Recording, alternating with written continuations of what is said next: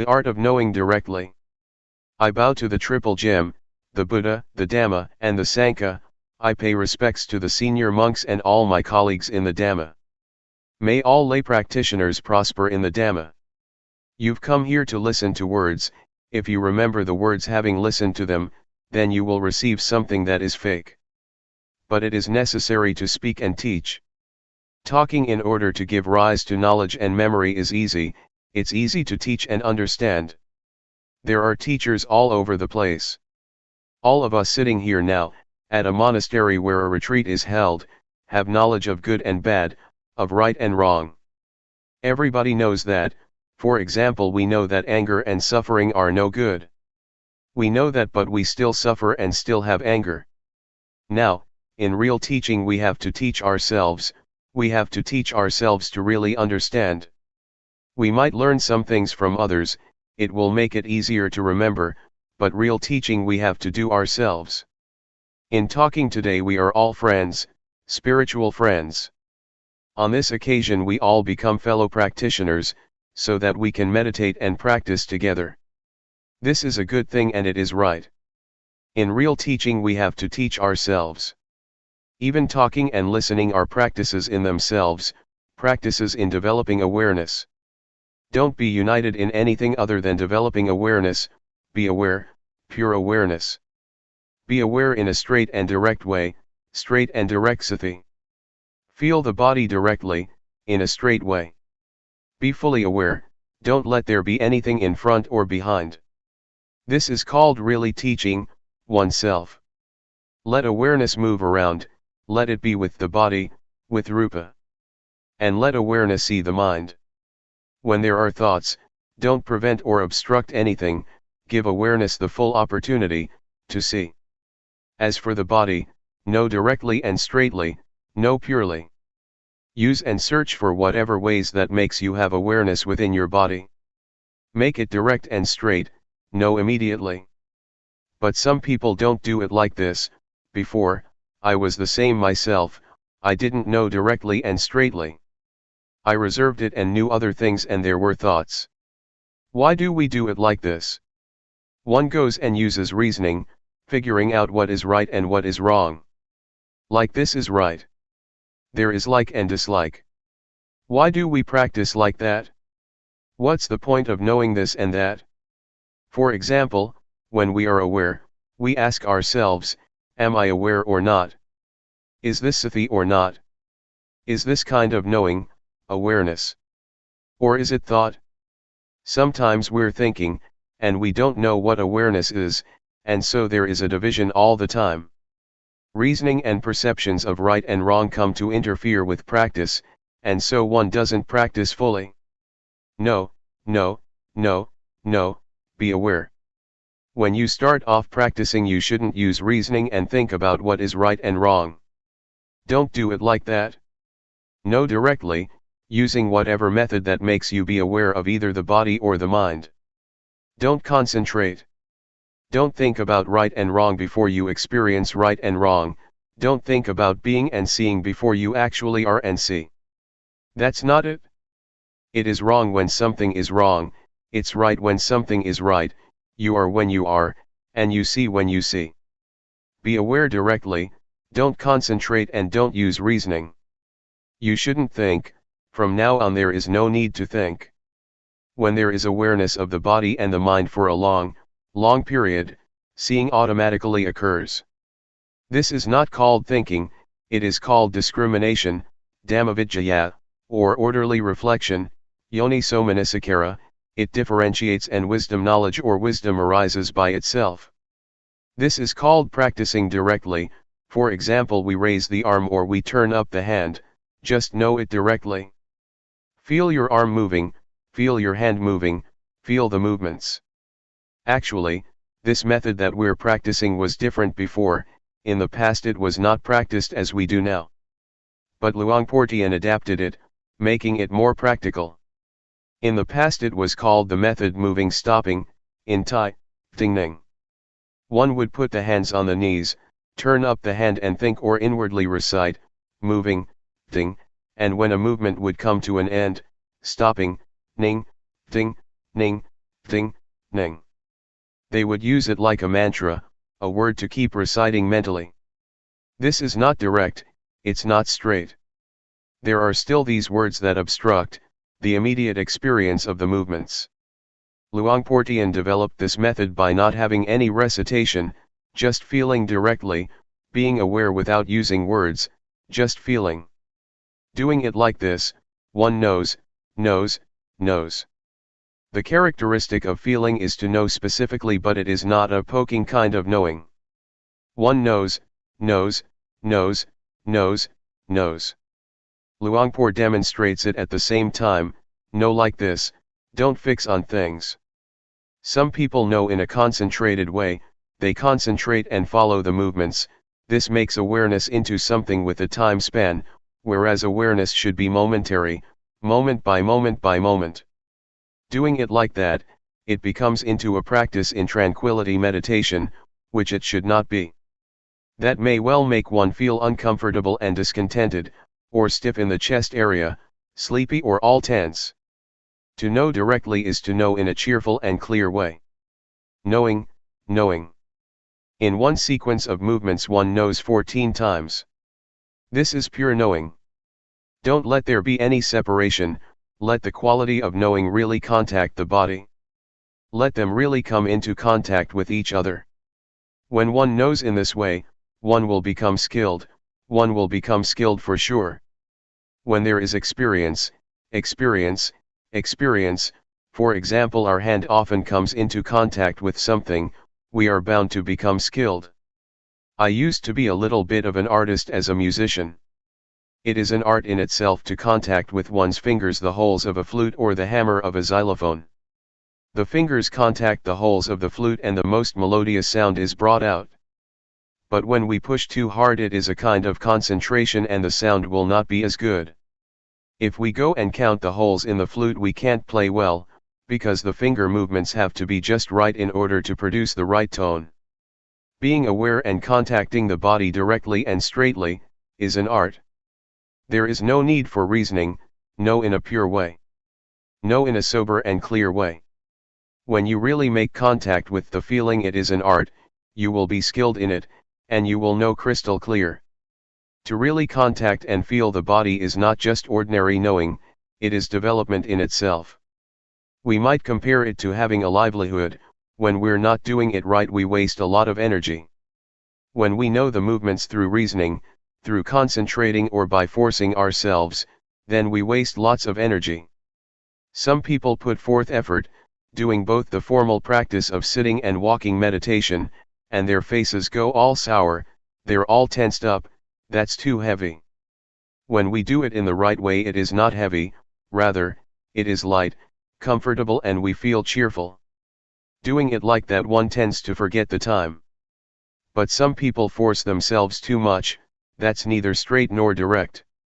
Awareness is happiness and justness from the beginning, it sorts things out for us by itself, and it makes one feel and recollect clearly, step by step. Be in the middle, watch inside as well as outside, don't go in, don't go out. When I was a kid, I used to go with my mother to plant melons and beans. When the rains would start and my mother would plant the seeds, she used to say, "If people eat it, it is merit, if birds eat it, it's a gift, if birds eat it, it is merit, if people eat it, it's a gift." This attitude makes one feel at ease. But without this attitude, we may do things thinking this way and that about making a profit or making a loss. This is wasting energy. Sometimes we even count the days, I've practiced so many days already, and I still don't have any knowledge. Some people do know, it's so easy for them. One gets bogged down in thought like this and one cooks things up. The result is that it is our thinking, our delusion that is practicing Dhamma. We practice but we still get deluded. We know and then we don't know, we stay with the knowing and then we are without the knowing, we're doing it wrong and then we do it right. When one is caught up in thought, how is one going to see thought? It is like being inside a cave. When I first started to practice, Luangpor Teean told me to go inside my hut and said, "Close the door." "It's closed, Luangpor." He asked, "Do you see outside?" "I don't." "What do you do in order to see inside as well as outside?" "Open the door, Luangpor." "All right, open the door." I opened the door and stood in the middle of the entrance. Luangpor Teean asked, "Do you see outside?" I said yes. "Do you see inside?" Yes. "This is the way to do it like this." Having said that, he disappeared. What does it mean? It means to know directly. Don't be caught up in thought, don't go for it, don't be it. Don't be the one who is wrong or right, the one who gets or doesn't get. If it is like that, it's like there is a screen preventing us from seeing, there is no directness, no straightness. There is no openness and nothing is revealed. Just awareness, not wanting, not being. Try it out, knowing directly. Take one step at a time. Know directly, don't figure out what is right and wrong, don't go for attaining and not attaining, there is nothing to attain, there is nothing to not attain. There is nothing right and there is nothing wrong. If there is just pure awareness, there is no right and wrong, there is no knowing, and there is no not knowing, there is only just pure awareness. Give awareness the full opportunity. Just as with planting rice, if we don't plant it well, it won't come up. It's the same with chilies, eggplants, and fruits, they need to be planted properly. But if we know how to plant these things, it will be just right and there will be a balance, the roots will sprout and the plants will establish themselves. If we plant them in the wrong way, the roots won't flourish and they may break, the wind blows and they shake about. We have to keep replanting them, and the end result is that they don't grow well. Try it out. I'm teaching you, so that you will practice, I'm not talking just to give you information. We have come here and so we must try and practice. Practice directly and straightly. At one time I returned from Singapore, and I stopped over at Hat Yai, south of Thailand. Somebody brought a Westerner to see me. This Westerner said in a straightforward way, "There is no need to teach me anything, just tell me what to do.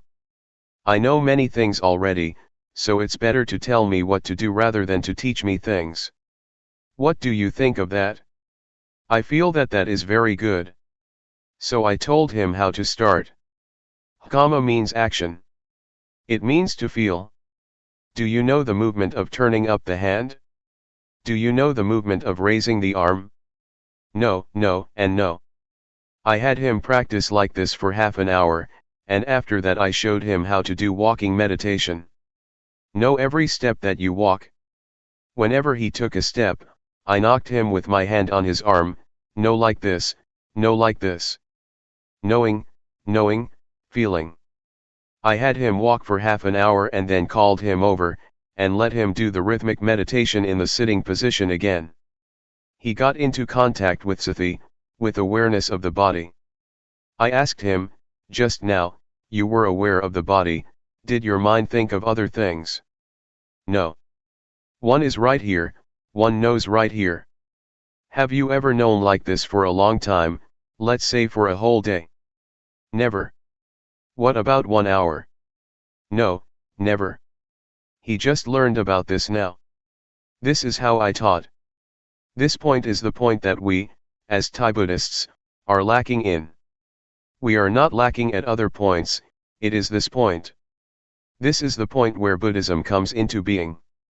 The Buddha, Dhamma, and the Sangha arise right here, that is to say their qualities. We have to give rise to them right here, this is their birthplace, the birthplace of the state of being Buddha that knows, that goes in and knows. Don't destroy this state. And so we have opportunities, we have places such as this one, it is not as if we practice because it is the fashion. We don't advertise that we do anything else. To perform rites and rituals, make merit and offerings and so on is not the right way. To do it right in line with real awareness, one has to practice like this. We have to spur each other on to practice, to live like this. The activities of Buddhism have to start off with this method, we can't deny it. We need places and the environment, and we have to persuade each other to come and practice like this. In the mornings and evenings, there are Dhamma talks as well as practice. This gives good encouragement. And so we come together to practice in this style. What I'm saying now is not for memory, it is for practice. Putting it into practice in our bodies and minds, coming into contact with ourselves. When I use the word sati, we know, we feel it at the same time that we hear it.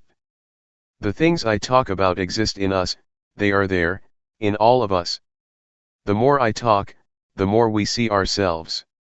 What do we see? We see what I'm talking about. For example, feeling, we all feel, even when we don't do anything in particular. When we are skilled, we don't necessarily have to make movements with the hands and arms, we just sit there.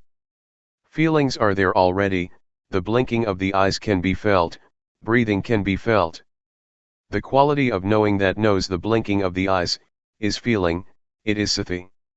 The quality of knowing that knows breathing, is feeling, is sati. Even when we don't do anything special, there is awareness, no matter where we are, even when we just sit there, there is awareness. Spiritual friends, inner sages, the paths and fruits of practice. May the words I speak be your spiritual friend, Kalyana Mitta, awareness is our spiritual friend. Associate with these things, associate with the sages. I don't mean to associate with this or that person, that is good also, those are the external sages, but the real sage is within, awareness.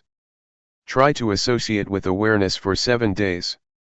To know directly and straightly is called, associating with the sages. Do you see that?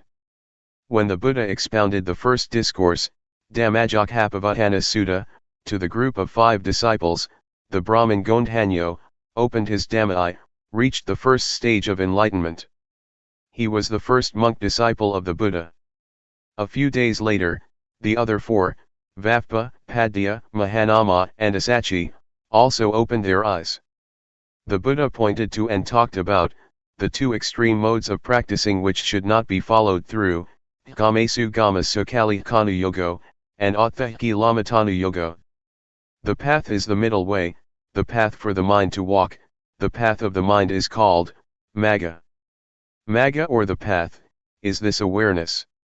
Awareness or the quality of watching, of seeing, of knowing, is called the path. Whoever is always aware is walking the spiritual path. The path is a vehicle, it is as if one rides in a vehicle that leads one onwards. As the Buddha mentioned the path, Gondhanyo was practicing in awareness. Finally, the Buddha presented the Anathalakkhana Sutta, the discourse on the characteristic of not-self, as follows. Is form permanent? Answer, no, it isn't. Does something that is impermanent have value or not? It doesn't. Should something that is qualityless be clung to, as a self or oneself? Obviously not. This way of teaching by the Buddha, by inquiring, is not telling people, rather, people see for themselves. This is teaching in order to see, in actual fact, one teaches oneself. Another person can teach one to know, but in order to be, one has to teach oneself. Can you do it now? Do you have awareness within your body yet? Try again. When walking, feel it, feel it. Sometimes thoughts come up. What do you do when that happens? Well, be aware. Be aware. Focus. Know the body, as it is moving. When there is awareness, are there still thoughts coming up? Can you solve the problem this way? Can you change thoughts into awareness?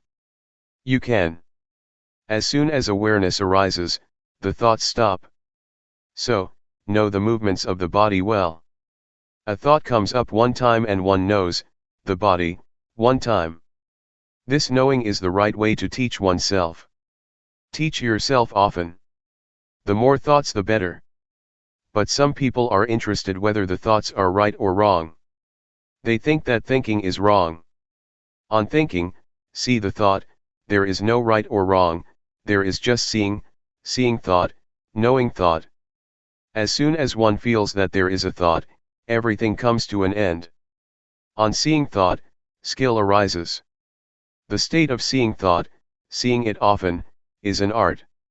It is like seeing somebody's face. When you see somebody for the first time, you might forget again, but when you see somebody many times you become familiar. This not just ordinary knowing, you know his or her character, what kind of person this is, whether you should connect with him or her or not. Some people see thought, and think that it is wrong. When a thought pops up, it's wrong.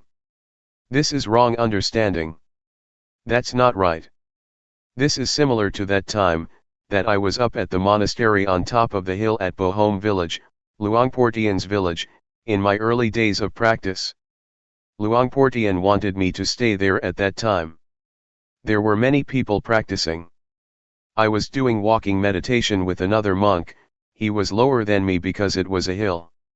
When he got tired he sat down, and then I heard these strange slapping noises, pat, pat. He slapped his own head with his slippers. I walked over and asked, "What are you doing?" He said, "The mind thinks all the time, I don't know why, it's crazy." This is not seeing thought anymore, he got caught up in it for sure. He was punishing himself for it. Doing it like this is to go in the wrong direction. It is like planting rice and pulling it out again, they won't take root, there won't be results. Therefore, when thought arises, don't consider it to be good or bad, just see it directly. Thought is useful, we'll get to see it. There is nothing wrong with it. Thought arises, that's good, we'll see it and be aware of it. Knowing it in a cheerful way. On seeing happiness you go, on seeing suffering, heat, cold, This is Vipassana, insight, in small ways. This is being a meditator. If you are the one who is right or the one who is wrong, then you have taken birth and you are caught up, you are still deluded. There is no knowing. This quality of knowing is completely neutral. It can be applied to anything, it is absolutely fair and can be used with everything. We're not looking for faults. I don't like wrong, I like what is right, I like knowing, I don't like not knowing. It is not like this. If it's like that, the quality of knowing will not prosper, it gets cut and divided up, it gets separated all the time. Do you understand what I'm saying? Have you realized this? When you know, are you satisfied, and when you don't know, do you feel sad? When it's wrong you feel ill at ease, and when it's right you feel good. In the past, I've asked people, having short interviews with them at Sukato Forest Monastery.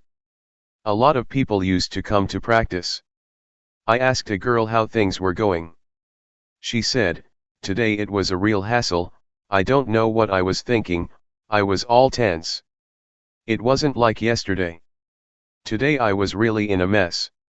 I said to her, "This is not the way that a meditator talks, try saying it another way." She thought for a while and then said, "Today I saw the mind thinking, I saw it being tense." That's the way to talk. In the first version she was caught up, but in the latter she saw it, she became smart. The words I am, are no good, the words I see, are fine. Do you understand? What is it like for us here? Being or seeing? This is the point of separation. Insight, Vipassana, does the separating, at this point. Things are melting, being digested, dissolving into emptiness. Until there is no self. The way to arrive at the path and fruits of practice, is by this way. This exists within us. It shows us the way. The path is sure, the path is to watch, to see. The things that arise with the body or the mind, they arise so that we can watch and see. Do you see? Especially in the mind, there are lots of things that come up for us to look at. Has there been any gladness these last few days? Did you see it? Have you ever seen happiness? Have you ever seen suffering? These things come up for us to see them. What about satisfaction? Have you seen it? Dissatisfaction. This is the path. If one sees, then there is the path. The middle way. The way to get to the path and the fruits of practice is right here. At the point of seeing and not being caught up. Things arise in order for us to see. Some people may experience tension. Do you see tension? Some people may experience dullness. Do you see dullness? Others may see thought. Do you see it? One cannot grasp hold of the mind, there is just seeing and seeing. Develop this state of watching and seeing a lot. Develop the quality of seeing a lot. See the body moving, see the raising of the arm, see the lowering of the arm. Know and see. Knowing and seeing. When things arise that we don't want, things that we didn't intend, see that also. For example, thought, we didn't ask for it, it just arose. When we see thought, thought comes to an end. When we fix our awareness, the quality of knowing does not fail, as we might think. It is good to have thoughts arising. This way we get to see them, see the mind thinking. Sometimes many things come up, happiness, for example, and one is smiling inwardly. Don't grasp it, don't be it. Establish yourself on the specific characteristic of a meditator, watching, seeing, and not being. This is not wrong, and this way you won't waste time. But some people get caught up and waste lots of time.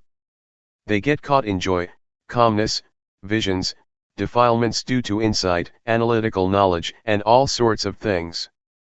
They fall in the well of knowledge, and know this and that. One wastes lots of time this way. There is no need to know all that but see it. It is like coming here by car from another province. On arriving here there is no need to teach about the things that one has seen as one passed through. But some people will stop and rest when they get to a nice shady tree, others get sunburned. They get caught up and grasp onto the states that they come across. Just pass through. Don't want anything. Some people want this and that, right and wrong. This is desire, I want.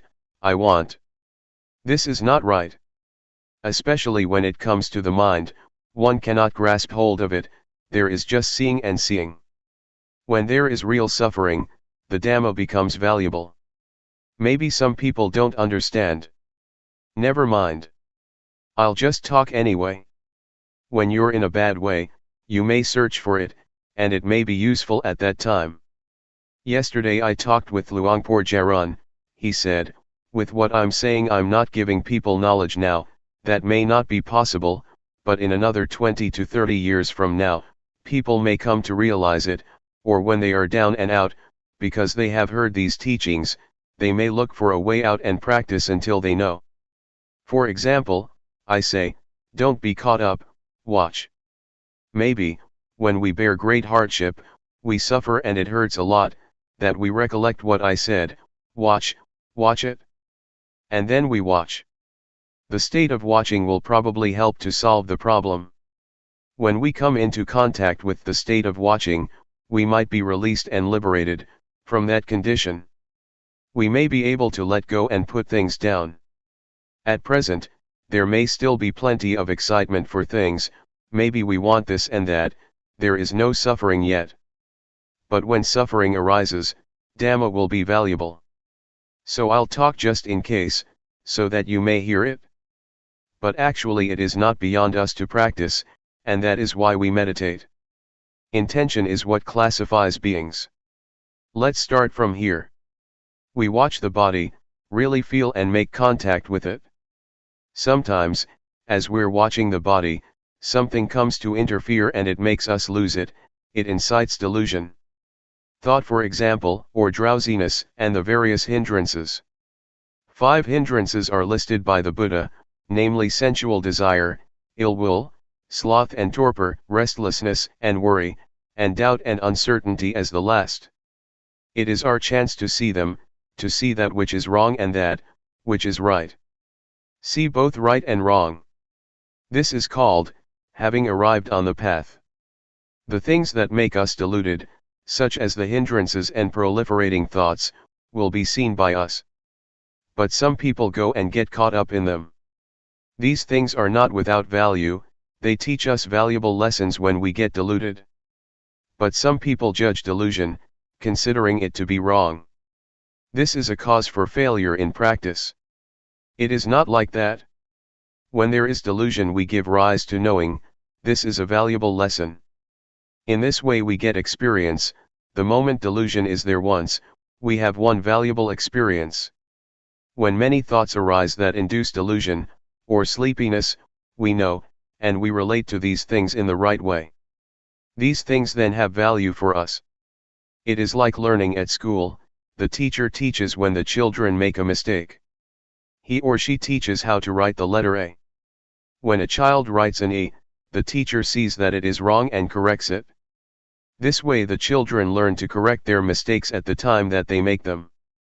This is valuable. But if a child makes a mistake and the teacher doesn't teach, it is bad fortune for that child. We are the same, when there is something wrong, and we are the one who is wrong, this is our misfortune. But when something is wrong and we see it, and we solve the problem, this is our good fortune. Mistakes are teachers. But what someone else says is wrong is another thing. As we practice here, we know our own mistakes. Whenever we see something wrong, we change it into right. When we see suffering, we change it into no suffering. When we see anger, we change it into non-anger. This is up to us. Others can't help us with it. Others do not see the thoughts in our minds. But we can see it. Other people don't see the anger, desire, delusion, defilements, craving, lust, and torpor in our minds. We have to see it ourselves. We might see these things in other people a little bit, from external expressions, but there is nothing we can do about it. But when we see these things in ourselves we can solve it. Try it out. Don't think you are powerless.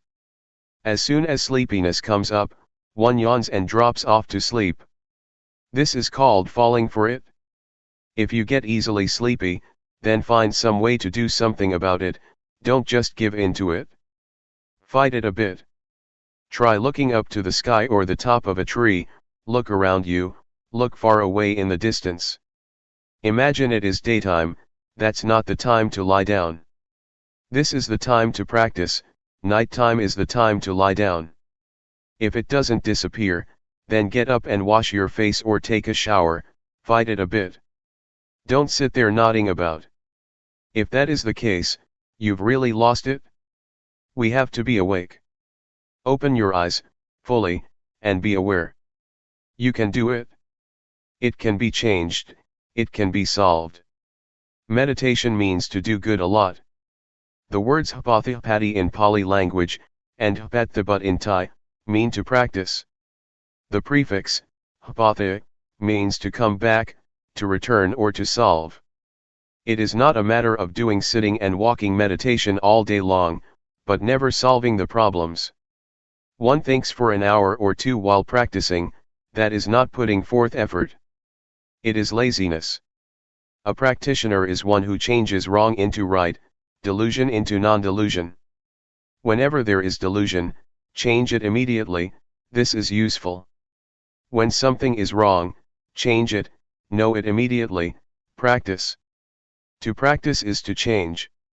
Meditation means to do good a lot, make that which is harmful into something good. This is called meditation. What is goodness? Awareness that we're training ourselves in is goodness. Perform this kind of goodness and do it a lot. Recitation is to keep a certain word in the mind, for example, Buddho, Sama Arahant, etc. In the past, I learned verses. I had to recite in order to become invulnerable. That is recitation. Sometimes we use the wrong word, we may call the recitation of the word Buddho meditation. It is not. It is recitation. As for the word meditation, it means to cut off, to just be aware, to feel movements with sati. Now is the time to practice, I've already explained how. Know what arises, don't know at any other place. In the beginning of the training, know at the body, not anywhere else. Take the body as the sign. Consider the body as the material or tool to produce awareness. The body is part of nature. When one sees the body, one has to see the mind too. A person consists of a body and a mind, and so this is what we learn from. These are our scriptures. The path, the fruits of practice and nibbana are right here. The hell realm, the hungry ghosts, and the thick-headed demons, are to be found right here. Realize this. Don't be fooled by things. Don't let the body or mind fool you. This mind can be developed to the end, until there is no more suffering. To be aware is to study. Awareness or sati will become skilled in the ways of the body and mind. It is right here where you will finish your studies. Students study at various institutes. When they finish they have what you call a PhD. But awareness is the real study. The word study means to integrate. One sees sila, samadhi, and jnana. It is awareness that studies the body and the mind, until it is skilled. It could be called full knowledge, jnana. As I said this morning, there are three kinds of full knowledge. 1. Yatha jnana, full knowledge by way of recognition. 2. Dhyana, full knowledge by way of clarification. This is rupa, this is nama, this is suffering of rupa, of nama, this is disease of rupa, of nama, this is convention, constitution, and ultimate meaning. 3. Bhajana, full knowledge by way of abandoning. Some things in the mind can be absolutely abandoned, completely changed. The mind can be developed, don't think it is a hopeless job.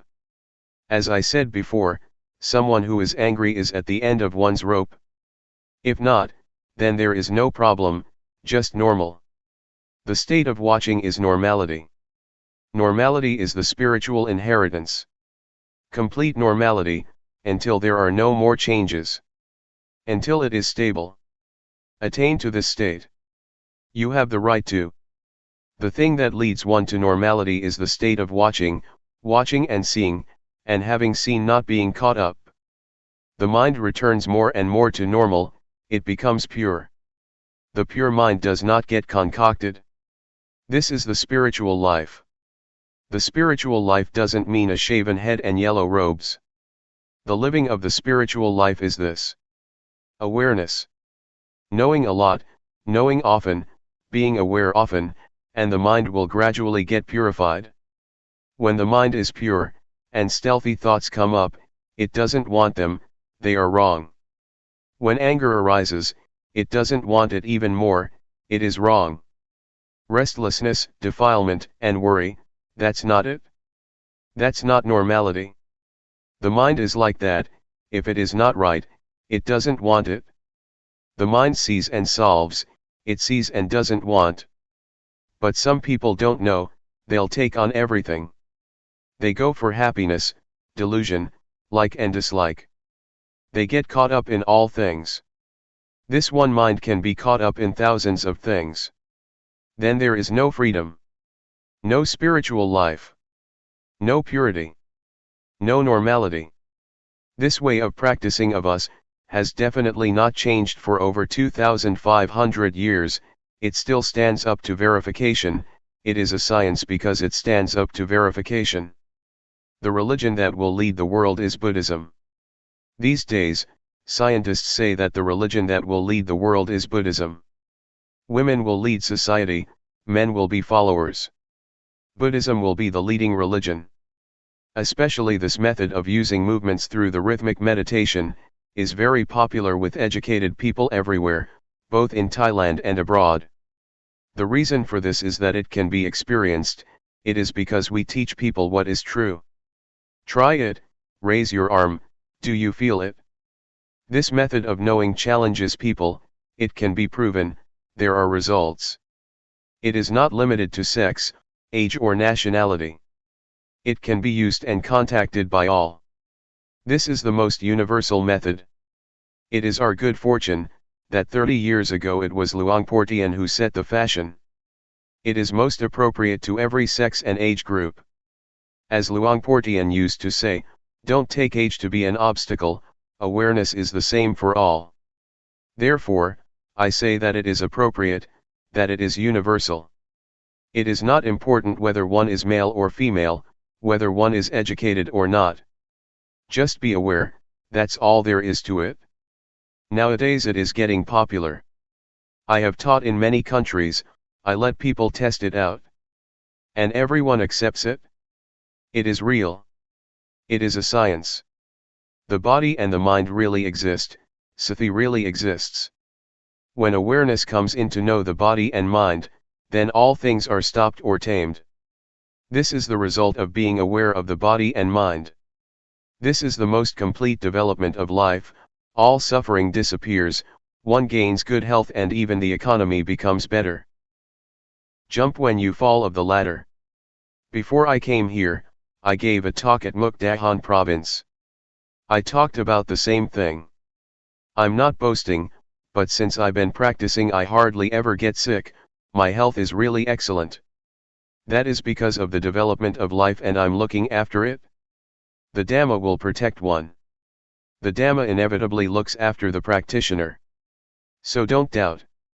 We try to be aware, there is no beginning and ending, as with this retreat that started on January 20, 1996 and ends on January 28, 1996.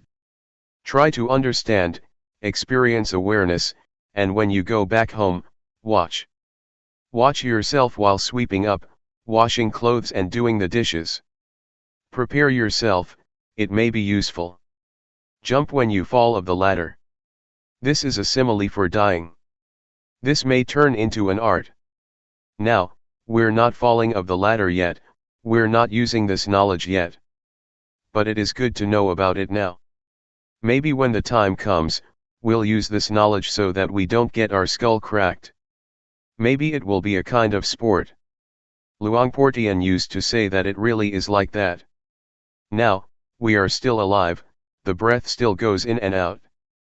But when the time really draws near, this knowledge may be our close friend. Luangpor Teean said that, even though we don't have realization now as we practice, but about 10 to 20 minutes before we die, we may get it, it may be useful. During the Rains retreat last year, my uncle died. Before he died I went over for a chat. He was a Dhamma practitioner, he practiced up to the final stage. He said that now he was fine, he could control everything. Whatever I asked him he could answer. But if you're not in control, then don't be downhearted. Don't cry and don't think of other things. The present it right here. It is here, where one is not caught up in anything. One is watching things. But if you don't have control you may be dumbfounded. Whatever arises is an object. Children, don't be alarmed, just watch it. Right now, Father is watching it, there is nobody who is born, nobody who gets old, nobody who is sick and nobody who dies. This is investigation, it is safe, there is just seeing. But some people are not like this. I told you before about this grandma, who had been fishing all her life, her children held her hands but she struggled to get free, because she was delirious and imagined that she was torturing fish. This is a hungry ghost or a hell being. What a pity to be born as a human being, and waste your life like this. Proving the facts. Where have we been these last 5-6 days? Some people may have been with their children, some people may have been angry with this or that person. Don't go out. Stay right here. Stay with the movements of the hands.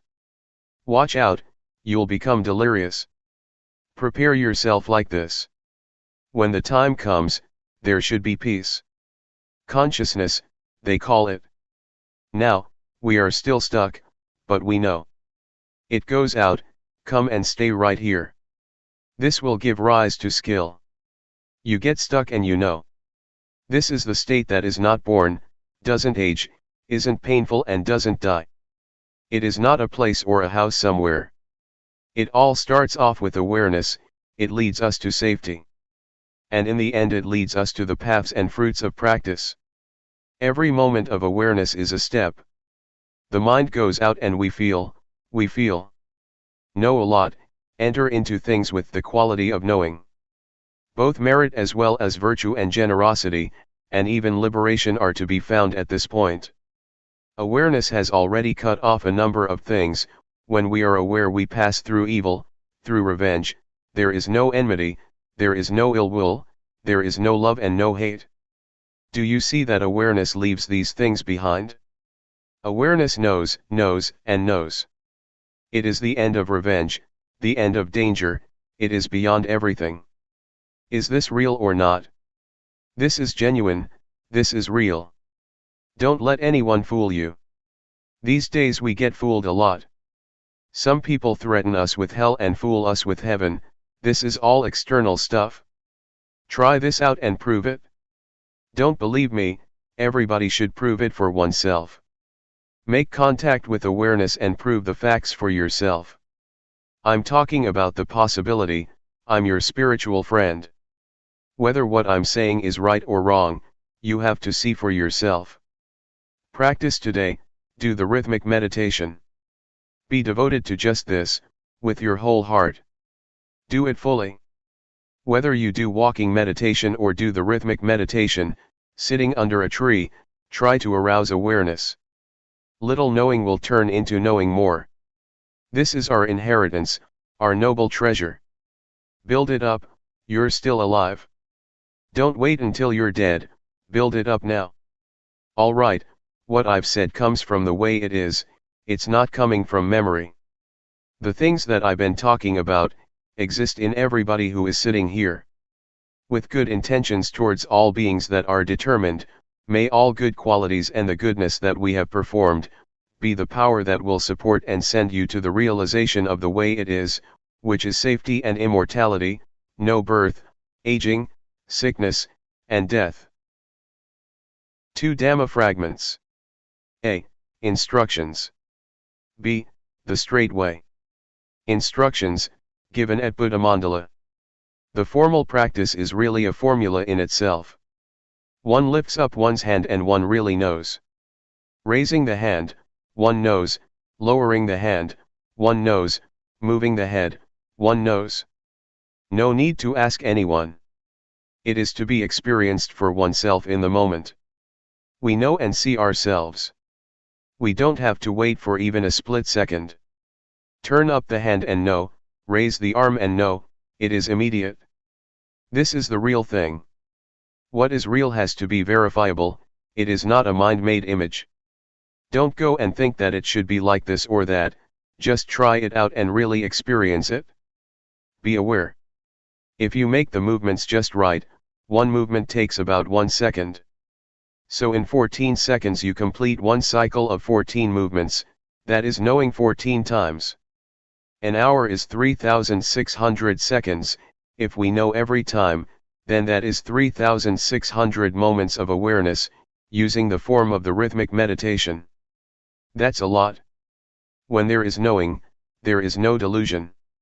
Suppose we stay with awareness for 2 whole days, or as the Buddha said, whoever has sati with the body and mind continuously, for either 1 to 7 days, 1 to 7 months or 1 to 7 years, will get one of 2 results, of which the highest is the attainment of arahantship, one who is far from enemies, impurities, one is a noble one, life is smooth, there is no danger.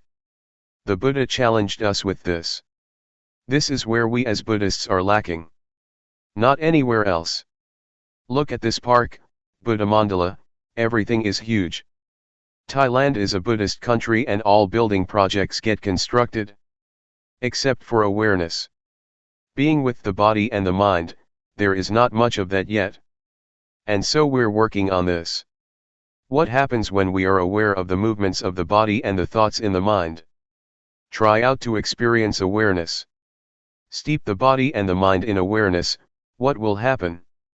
Be aware for 10 minutes, 20, 30, an hour.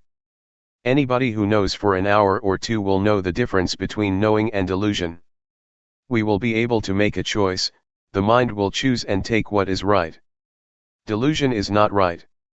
Awareness is right.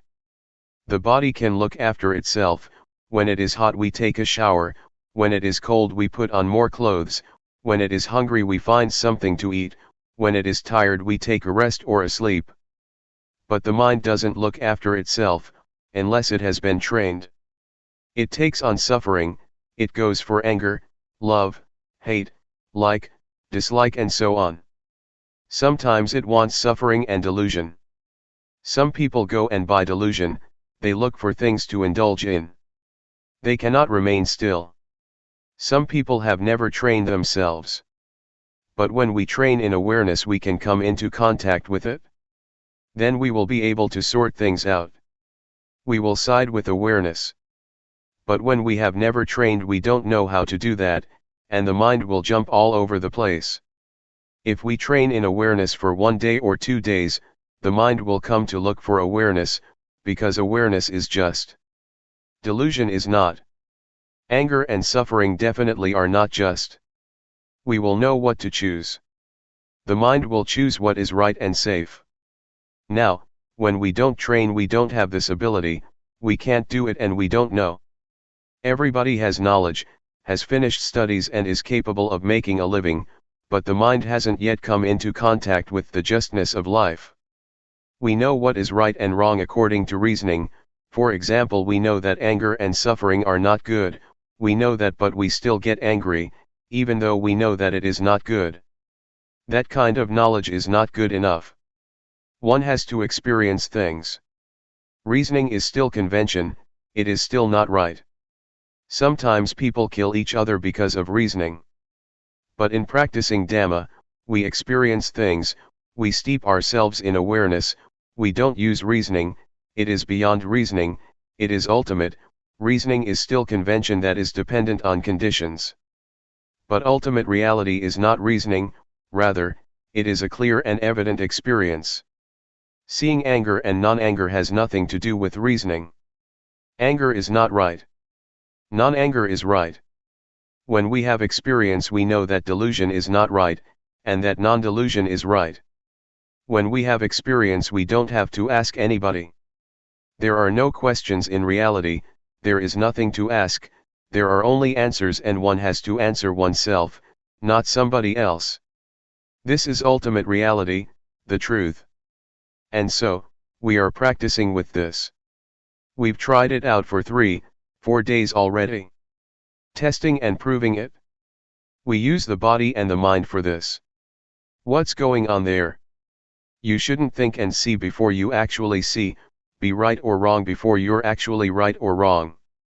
Sometimes we turn to thought to find an answer, it may not be right. It all depends on how we think. We can all think according to reason, but thought does not last. Really meeting with knowing and delusion is not thought. As soon as delusion arises we are aware. That's not reasoning, one dives into it. Whenever there is anger, be aware and anger will disappear. That's it.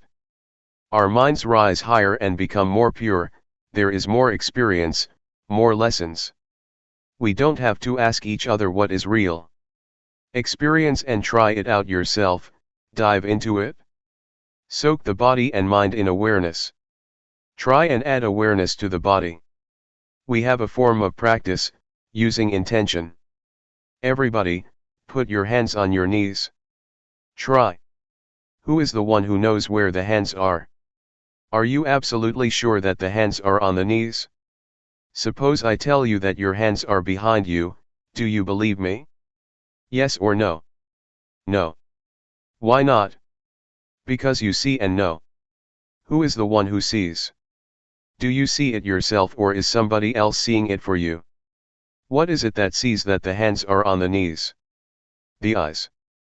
Close your eyes, do you still see that the hands are on the knees? So it is not the eyes. That which knows that the hands are on the knees is called sati. The word satipatthana means the foundation or establishment of awareness. Establish the hands on the knees and be aware of them. Turn up the right hand. This is not the same as when it was still flat on the knee, is it? Are you sure? Raise the arm up a bit. Don't tense up or concentrate. Do it lightly and know. Now move your right hand to your abdomen. Then turn up your left hand. Raise the arm. Now put your left hand on top of your right. Do you feel what's going on? Where are your hands? You know. Slide the right hand up to the chest. You know. Move it out to the side. You know, don't you? Come down to the knee with the hand on its side. Then turn it over. Do it at ease, smiling inwardly. Don't say it is difficult. Move your left hand up a bit. No. Move it to the side. No. Lower it to the knee. No as it comes down. No as you turn it over. Each time there is awareness. If we would count, we would get 14 times, 14 movements, 14 moments of awareness. Make it into a rhythm, but don't count. No, no, no. No each second. Don't do it too slow. When you lose it, come back. Feel the hands. Don't lose it, don't concentrate, don't count. Know each time, as separate movements.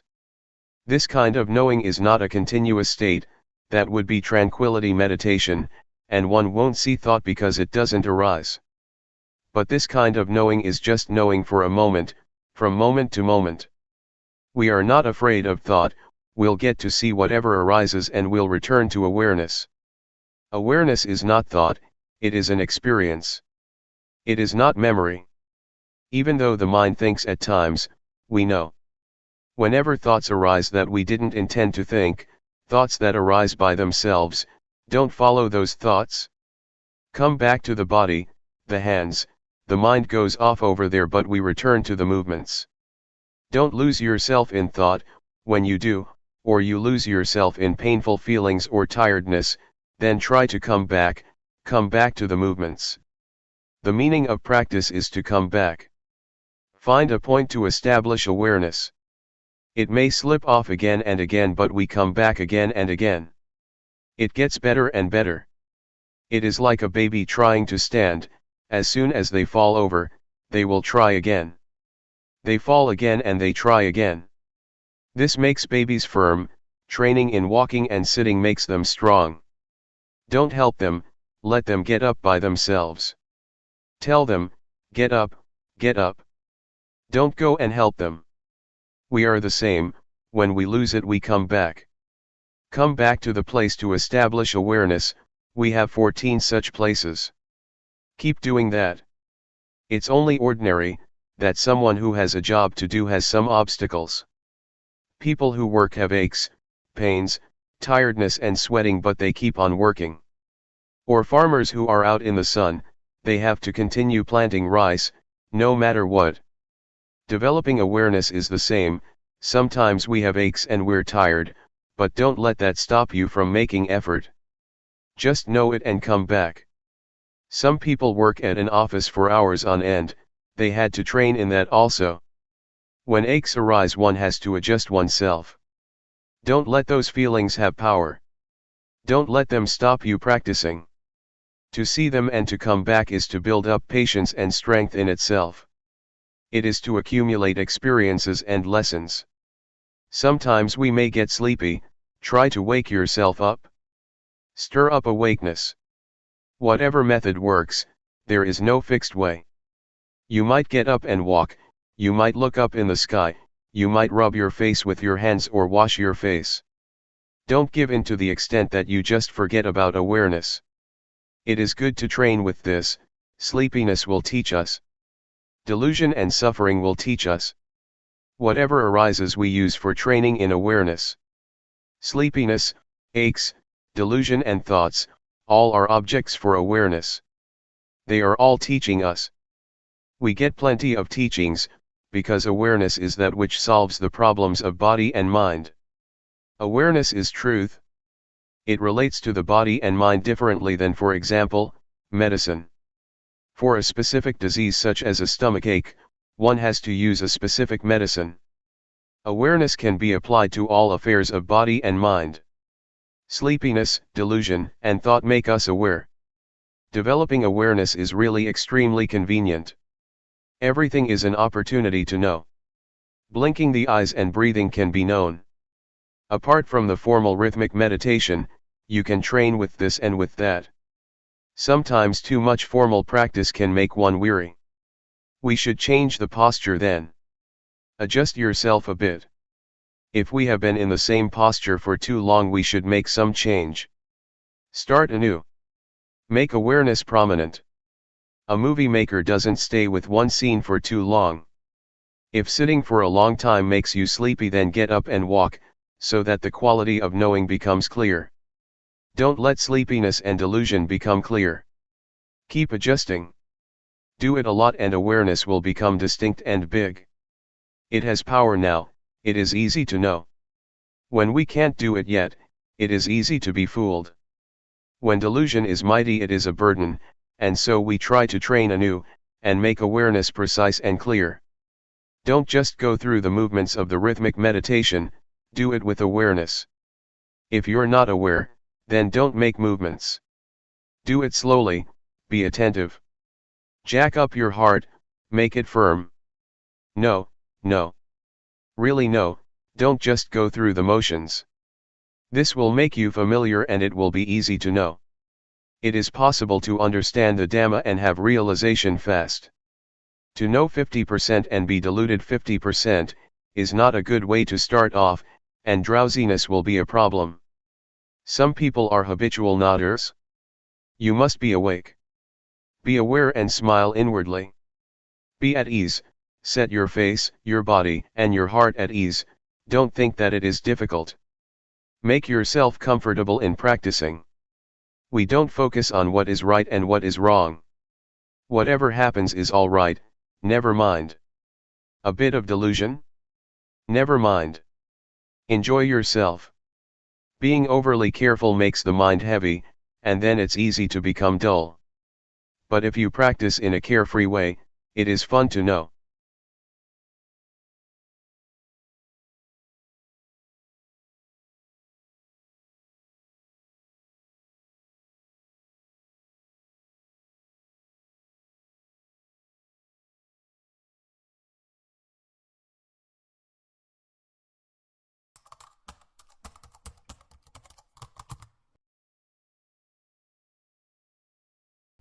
May all beings be at ease, whatever living beings there may be, whether they are weak or strong, omitting none, the great or the mighty, medium, short or small, the seen and the unseen, those living near and far away, those born and to be born. May all beings be